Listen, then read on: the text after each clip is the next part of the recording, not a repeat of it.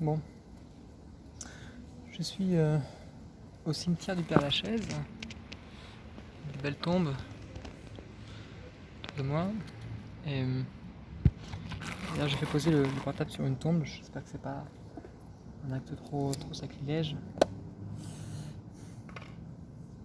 Et du coup j'ai acheté un truc de pâtisserie tunisienne à base de semoule.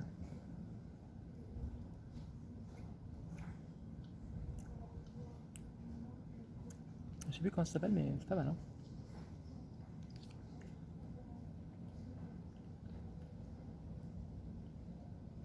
C'est épais, hein.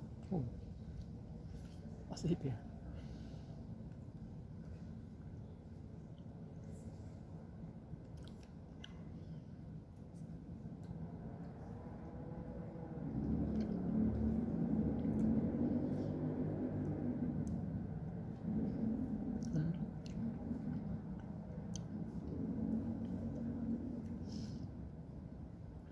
Donc là, encore une fois, c'est intéressant parce que je me filme. Un peu comme en méditation, du coup. Je me regarde en train d'agir. Donc du coup, je me sens exister, du coup. Ce côté cogito, quoi.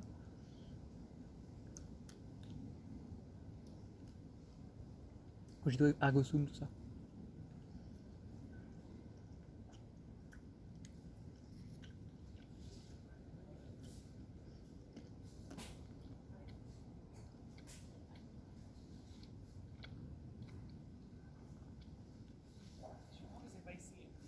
C'est parce que c'est un cimetière. Et le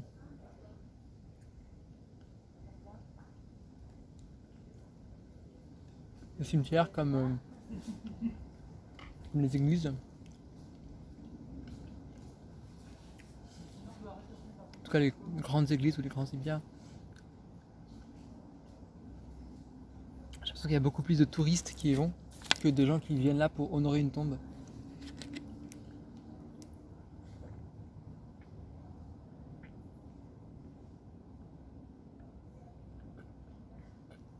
C'est vrai que le modèle du touriste auquel j'appartiens là, du coup, parce que je reproduis ça aussi là, sur Paris, ça met un peu tout à plat, quoi. C'est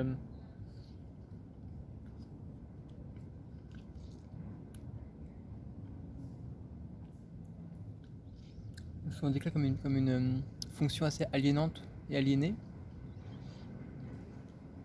Une figure du capitaliste qui peut tout pourrir, quoi.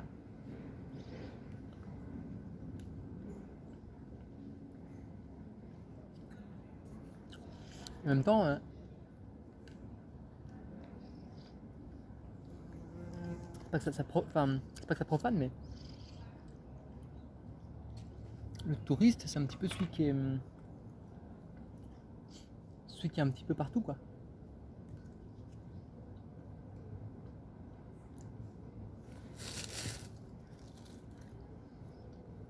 Cette figure-là qui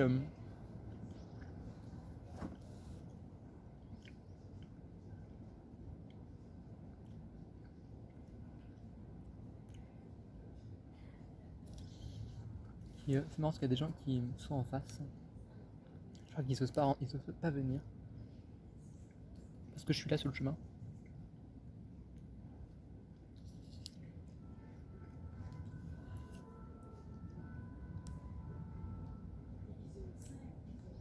C'est un goût de châtaigne, hein. De châtaigne, une sorte de crème de châtaigne. Je crois que ça s'appelle assadi, c'est comme ça. En fait, il y a une couche d'abord de pignons et de noisettes, ou de pistaches et de noisettes. Je crois que c'est plutôt des pignons. Et puis en dessous, il y avait une petite crème vanille, et puis après, il y a de la châtaigne.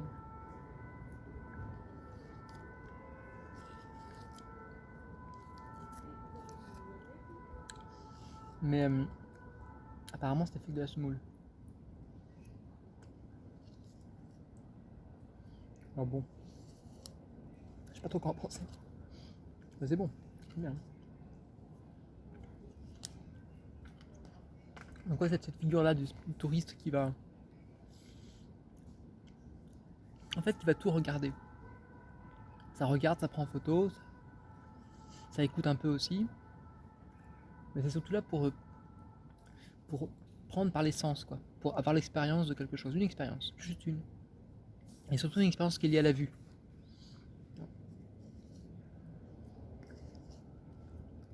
Et...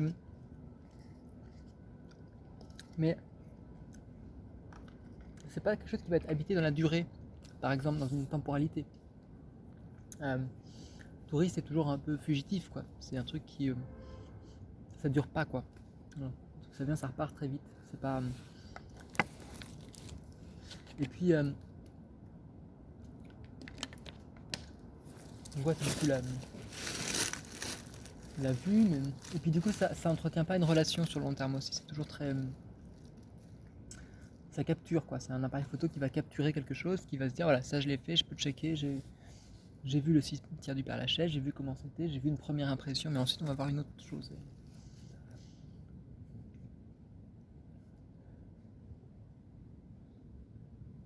En fait, il n'y a pas le temps long, quoi. On est vraiment sur un rapport un peu superficiel, quelque chose. De l'autre côté, d'ailleurs, parfois un peu piège à touristes, qui en fait est peut-être juste la base de ce que c'est qu'un touriste, c'est-à-dire c'est quelque chose de très superficiel où on pourrait montrer n'importe quoi, ça suffirait, quoi. Ce qui compte, c'est pas tant d'expérimenter profondément une situation,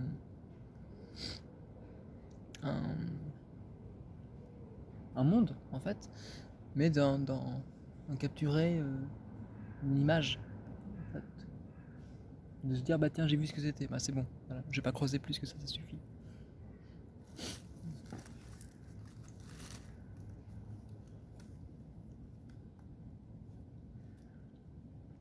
Il y a un truc boulimique aussi dans le tourisme, il y a un truc de faire le tour, quoi, le tour du monde, le tour de...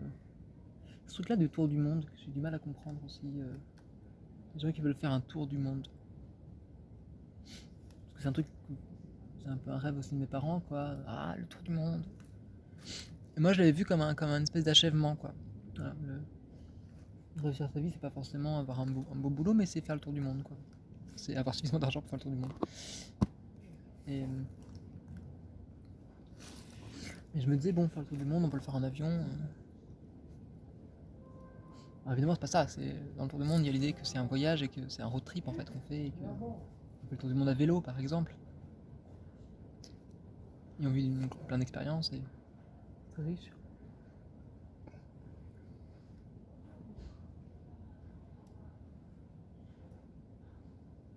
Et bon, ce qui m'intéresse aussi, c'est ça, de toute façon, hein, c'est clair, mais... Chacun a un rapport à la temporalité. Je crois que, en fait, ce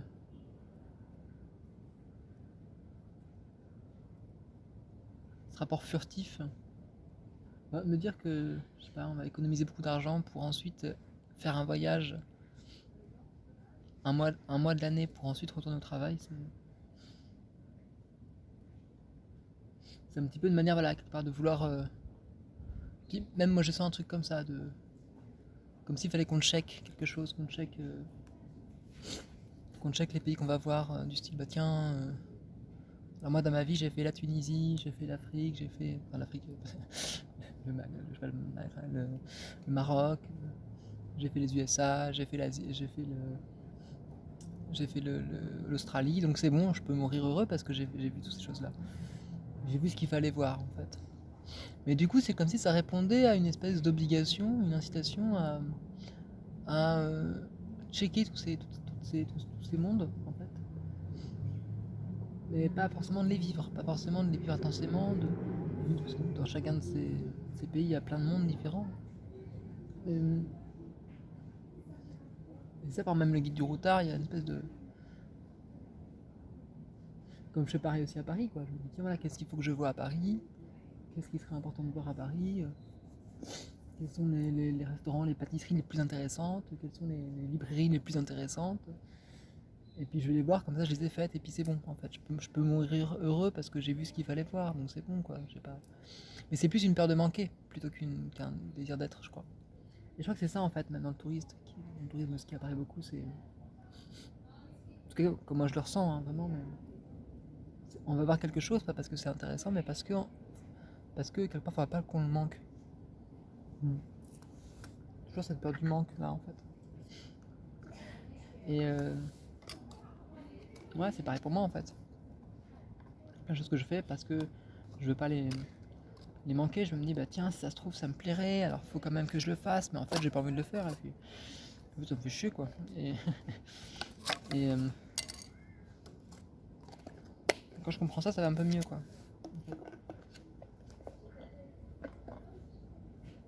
Et puis c'est intriguant parce que c'est au moment justement où là, par exemple, aujourd'hui, là, je me suis dit, je vais aller voir l'exposition de Philharmonie de Paris, là. En fait, bon, je m'en fous un peu, mais je me dis pas pareil. Je me dis, bon, c'est peut-être la seule expo qui pourrait me plaire dans Paris, autant y aller. Hein. J'ai rien à faire aujourd'hui, autant y aller aujourd'hui. Et puis comme ça me permet de sortir un peu au vélo. Mais bon, puis du coup j'y vais, puis bon, je me perds dans les rues évidemment parce que je prends pas les bonnes routes, et puis bah voilà, je me retrouve à acheter cette pâtisserie là, que j'aime, enfin ce truc là, la crème là, qui est bon, que je connaissais pas, et puis à être dans le cimetière du Père-Lachaise aussi, dans le sens que enfin, je trouve ça intéressant de le visiter parce que je tombe dessus par hasard, quoi, parce que j'y serais pas allé sinon tout seul. Et je trouve ça intriguant, toutes ces tombes là aussi, tous ces trucs là. Et cette peur du manque, en fait, elle est intrigante parce que c'est encore un rapport à la mort, un rapport à... Là, dans le cimetière, il y a plein de sépultures, plein de tombes, en fait. Et je me disais, souvent je suis en train de lire un peu la Preciado, c'est toujours super. Et cette idée, voilà, que le genre est une technologie, donc il y a une technologie de genre, en fait. Et je me demande s'il n'y a pas aussi une technologie du sacré, hein, que ce qui constitue le sacré, c'est une certaine technologie. C'est une certaine technique, en fait. Le sacré est une technique aussi. Du coup, ça changerait les choses. On dit, waouh, qu'est-ce que ça veut dire, pourquoi une technique et tout. Mais oui, par exemple, je me dis, mais pourquoi faire des tombes comme ça Pourquoi il y a des tombes, pourquoi les gens riches font des tombes et ils veulent des tombes très très hautes et très... Plus ils sont riches, plus il faut faire des grandes tombes. Hein, voilà. Le pharaon, c'est une grande tombe, c'est la pyramide. Mais là, même dans le Père-Lachaise, là, il y a des petites tombes, et puis il y a des grosses tombes qui de côté super cher. Il y en a même, c'est carrément des espèces de monuments.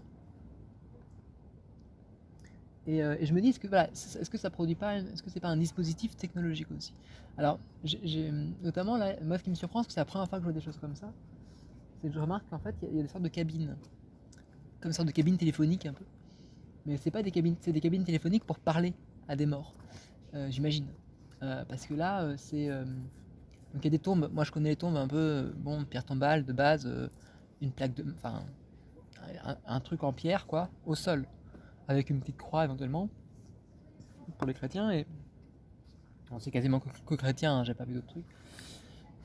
Donc voilà, un truc...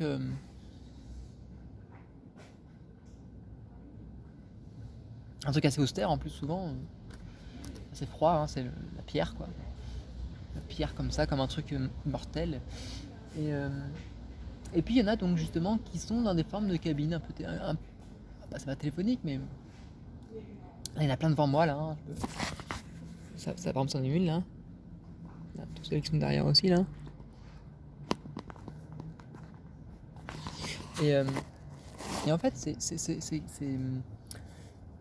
donc je suis pas rentré dedans, donc il y a une porte, hein, on peut ouvrir comme ça, il y a souvent un grillage donc on peut voir à travers, hein, c'est pas non plus... on voit s'il y a quelqu'un, c'est pas fermé. Mais voilà, il y a quand même cette porte symbolique, et puis on entre, et puis enfin, j'imagine qu'on peut rentrer, peut-être qu'il faut des clés aussi, peut-être que tout le monde peut pas rentrer, donc, bon, peut-être que c'est justement réservé à des personnes particulières. Et puis à l'intérieur, bah, j'imagine qu'on se situe au-dessus de la tombe, ou je sais pas, quelque chose comme ça. Et en fait, pour pas mal d'entre elles, il y a un cristal, des cristaux, comment on dit, des vitraux. Des vitraux en face, Et donc du coup il y a du soleil qui rentre, c'est joli quoi. Et ça fait une sorte de mini église quoi, une sorte de petite chapelle mais toute petite quoi, toute petite. Et, et j'imagine que du coup, ça va faire une espèce d'ambiance comme ça où du coup on peut penser aux morts quoi. On peut penser à lui, et on peut prier. Et puis, avec en vitrail la Vierge Marie.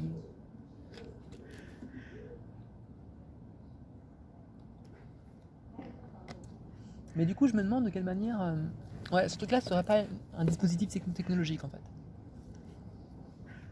Alors, je sais pas trop comment, mais je me dis, en fait c'est intriguant parce que c'est comme les toilettes quoi. Les toilettes chez Preciado, c'est une technologie de genre quoi. Ce qui fait qu'il y a des hommes et des femmes qui ont été séparés et qu'on a construit comme tels. Mais sans toilette, il n'y a pas... Enfin, s'il y avait des toilettes mixtes, en fait, il n'y aurait pas ces problèmes-là de genrer les gens. Quoi. Enfin, pas en tout cas sur ce plan... pas sur les toilettes, quoi. C'est les toilettes qui construisent, en tout cas, une séparation de genre de par leur conception. Et je me dis, qu'est-ce que ça construit, en fait, ces trucs-là? Qu'est-ce que ça... Déjà, il y a un truc, c'est que oui, en effet, ça construit une hiérarchie entre ceux qui ont des grosses sépultures et ceux qui en ont des petites. Et ceux qui sont dans la fosse commune aussi, d'ailleurs. D'ailleurs, il y a un truc, c'était... Je me souviens de Victor Hugo. Victor Hugo qui voulait défendre les misérables, la pègre, les gens pauvres, tout ça. Et qui pourtant, il me semble, était quand même quelqu'un qui venait un peu des classes bourgeoises, ou en tout cas qui n'était pas... Il ne faisait pas partie directement, il ne me semble pas. Je crois pas. Sinon, il n'aurait pas pu écrire. Hein. Enfin, faudra vérifier ça, le truc de Victor Hugo. Je sais pas quelle classe il était vraiment. Je suis pas sûr qu'il y avait des classes moyennes à l'époque. Et en fait, lui, il voulait être enterré dans la fosse commune, en fait. C'était son souhait. Et ce souhait n'a pas été respecté. Je trouve ça ultra violent, en fait. Je trouve ça ultra violent. Parce que du coup, on l'a enterré en grande pompe. Comme un grand écrivain, avec voilà, avec une tombe et tout ça. Mais lui, il voulait pas. Il voulait justement être du côté de ceux qui ne sont pas là à s'honorer les morts. Moi, ça m'a touché quand j'ai entendu ça, parce que je me suis dit, c'est très violent, en fait. On peut pas choisir sa mort, quoi. En fait, c'est pas lui qui choisit, qui a à choisir comment il va être enterré, quoi. Bon, s'il est pauvre, il n'aurait pas pu choisir. Mais là, s'il est riche, il pourrait choisir s'il veut être enterré dans la fosse commune ou dans... Il a ou pas de l'argent, et puis voilà, c'est tout. Il l'utilise ou pas. Enfin, c'est une question de coût, c'est pas une question de... En fait, non, c'est pas une question de coût, là, pour le coup. C'est une question de... C'est une question de titre, en fait. C'est parce qu'il est riche, il faut qu'il ait une tombe qui soit à la hauteur de sa richesse. Parce qu'il est reconnu, en tout cas, il faut qu'il ait une tombe qui montre qu'il est reconnu. Et il peut pas, enfin, quelque part, c'est comme si s'il était mis dans la fosse commune, ça transgressait ça. Ça transgressait un ordre, justement. Et je me dis, c'est ça, en fait, quelque part. Les pauvres, ils n'ont pas le droit à une mémoire, ils n'ont pas le droit à... Et pourquoi pas, limite, on peut se dire, c'est pas très grave. Mais voilà, ils sont mis dans la fosse commune, il n'y a pas de nom. Donc les riches, il y a un nom qui est là. On garde un nom, et puis plus ils sont riches, ou en tout cas plus ils sont reconnus de leur vivant, parce qu'ils sont riches aussi, bah justement en fait leur nom reste. Leur nom reste est gravé quelque part. Il y a leur nom qui est écrit sur du marbre, quelque part. Et il y a des touristes qui viendront les voir pour les prendre en photo. Donc quelque part il y a une sorte d'économie d'attention qui se construit comme telle. Une économie d'attention mais qui est diluée temporellement en fait, qui dure jusqu'à maintenant quoi. Il y a un truc comme ça. Et ça crée aussi un truc de bah oui, quelque part je me dis les riches, en tout cas ceux qui vont avoir accès à des fortes sépultures, donc c'est aussi des familles, hein, c'est des familles qui sont enterrées aussi en tant que telles. En fait, elles existent en tant que famille, elles existent en tant que nom, et puis je me dis c'est marrant parce que c'est comme si quelque part, quoi qu'elles fassent, du moins qu'elles ont de l'argent, en fait leur nom ne sera pas oublié. Et j'imagine c'est un truc, si je reprends le podcast d'avant, je parlais du sens qu'on met sur les choses et tout ça, c'est quand même un poids en moins quoi.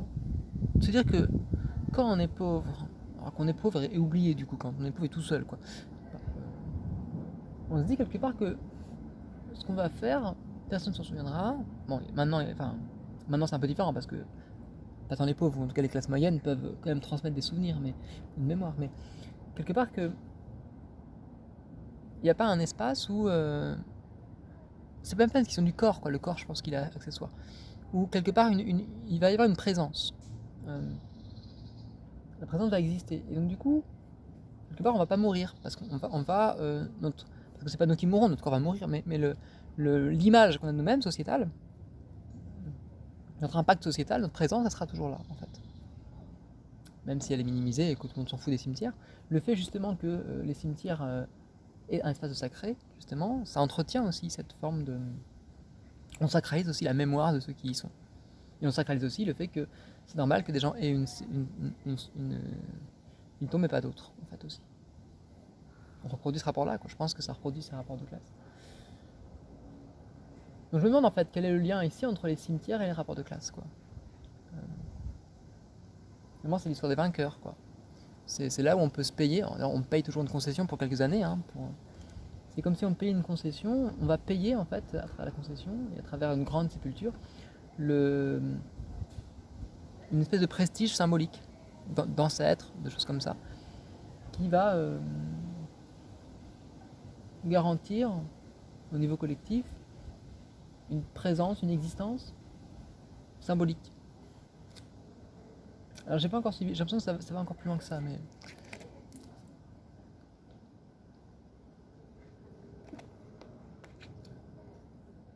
Et donc du coup, quand on va dans ces cabines téléphoniques pour parler avec les morts, il y a ce truc-là de... Comme si du coup on envoyait, en fait, on récupérait ce souvenir, on envoie un souvenir. On envoie dans l'égrégore commune, on pense à la personne, du coup, on récupère aussi du coup sa force, peut-être quelque chose comme ça, mais on... Je me demande si c'est pas des banques en fait, si les cimetières sont pas des banques symboliques. Tout comme l'église est une banque symbolique, c'est une banque symbolique qui... On met du mana, on met de la magie, on met quelque chose comme ça qui va ensuite pouvoir être récupéré. Je sais pas comment ça marche hein, du tout, mais bon. Mais est-ce que les cimetières n'ont pas un même effet aussi? Et je me demande si le cimetière, c'est pas une forme de privatisation, comme si c'était pas une forme de privatisation de cette banque symbolique. Parce que du coup, on va... voilà, c'est ça, c'est un peu comme des mini-églises en fait. Ces tombes-là, ces tombes téléphoniques, mais aussi des tombes par terre aussi, c'est pareil. Comme ça, on allait projeter sur la tombe, sur le passé aussi, sur un passé commun, des gens qui vont partager ce truc-là, une, une, une capitalisation symbolique. Voilà, de se dire, ah oui, quand on va se recueillir, c'est un petit peu ça, se recueillir sur une tombe. Et je me dis, voilà, quelque part, est-ce que ça va pas être une manière de renouer avec une mémoire, avec quelque chose qui fait sens, quoi. Maintenant, dans les moments où les choses ont plus sens pour nous, et ben voilà, on va retourner au niveau d'un caveau familial, et puis on va se dire, bah tiens, oui, c'est vrai, mes ancêtres, ils ont fait ça à l'époque,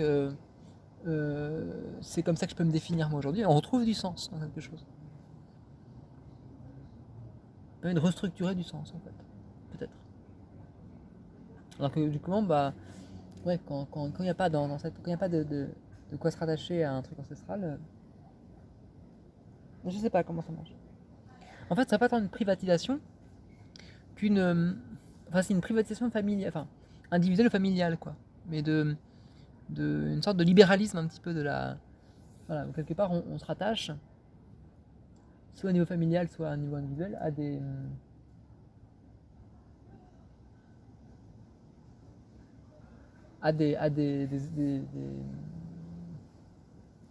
des lignées symboliques, en fait. Là où peut-être que l'Église aurait cette fonction-là aussi, mais comme une banque aussi, mais plus collective, quoi, pour le coup. Comme une banque qui serait dans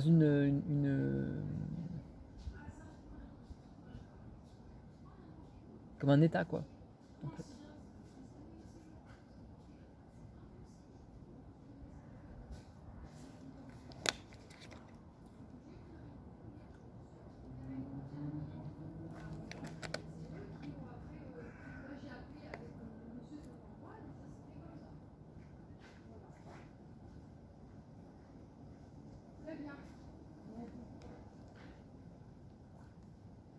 C'est logique du coup qu'il y aurait cette... Enfin, je sais pas.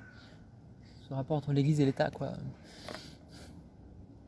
Alors du coup, est-ce que l'Église serait une forme de rapport collectif où il n'y aurait pas de riches et de pauvres? Je suis pas sûr non plus, hein, je crois pas non plus trop, mais en tout cas, il y a une dialectique comme ça. Peut-être qu'en effet, est-ce qu'il n'y a pas quelque part le marché?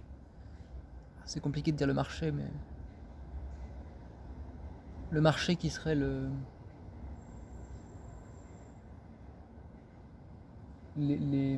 cimetière,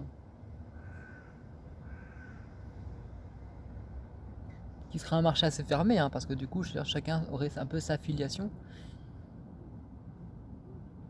Mais en même temps, il y aura aussi des échanges entre ces choses-là, hein, ça pourrait se ragencer.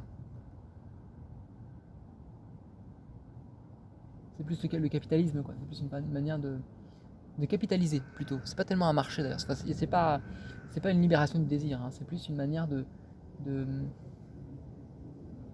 ouais, de structurer et de délimiter, en fait, les frontières symboliques. Une forme d'enclosure. Une enclosure symbolique, un petit peu. Euh,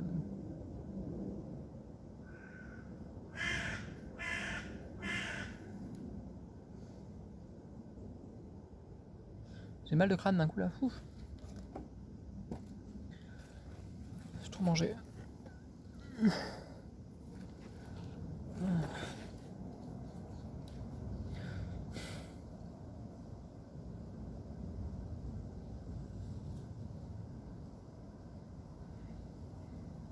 Donc du coup, il y aurait des technologies spirituelles, en fait. On pourrait faire une technologie... ouais, une technologie de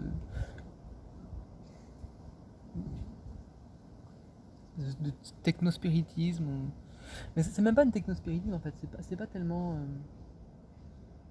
c'est pas faire de la spiritualité avec de la technoscience. C'est plutôt utiliser des techniques qui sont déjà spirituelles et de les comprendre comme technologie. Euh, c'est ce que fait la spiritualité.